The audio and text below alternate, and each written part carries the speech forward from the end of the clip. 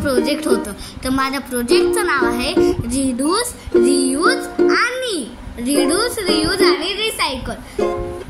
माझे नाव सई बागल, इयत्ता 4थी, पीएम श्री जिल्हा परिषद केंद्र मोखाडा यातील विद्यार्थिनी.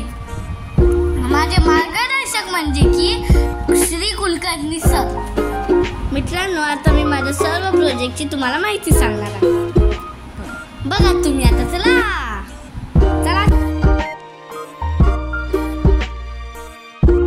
मित्रांनो, रिड्यूस म्हणजे की एखाद्या वस्तूचा कमीत कमी वापर करणे. जर आपण प्लॅस्टिक बॅग वापरल्या तर त्या नदीत गेल्यावर पूर येतो, आणि जर हेच प्लॅस्टिक बॅग जर दुसऱ्या गायगुरांनी खाल्ले तर त्यांच्या शरीराला धोका आहे.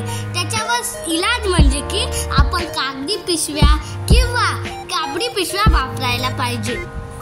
आपण जर हॉटेलमध्ये गेलो तर तिकडच्या टिश्यू पेपरचा उपयोग न करता आपण आपल्या जवळ एक स्वतःचा कापडी हँकी ठेवायला पाहिजे. हे बघ,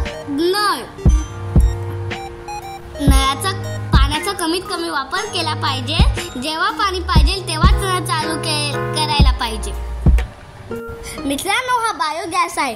गाई गुरांच्या शेणापासून व पाल्यापाचोळ्यापासून एकत्र केल्यावर हा गॅस बनतो, आणि या गॅसमध्ये मिथेन नावाचा एक गॅस असतो.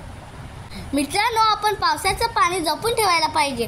त्याच्यासाठी असे पॉट बनवायचे. त्या पॉटमुळे आपल्या जेव्हा गरज असते तेव्हा ते आपण शेतात देऊ शकतो. सूर्याचे किरण जेव्हा सोलार पॅनल पडतात तेव्हा इलेक्ट्रिसिटी मध्ये, आणि ती इलेक्ट्रिसिटी आपण वापरू शकतो.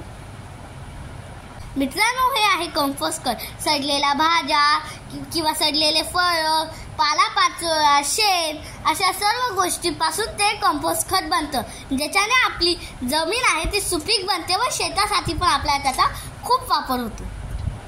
मित्रांनो, तुम्हाला पलीकडे जे 3 पॉट दिसत आहे तर त्याच्यावर आहेत मेटल, प्लॅस्टिक आणि ग्लास.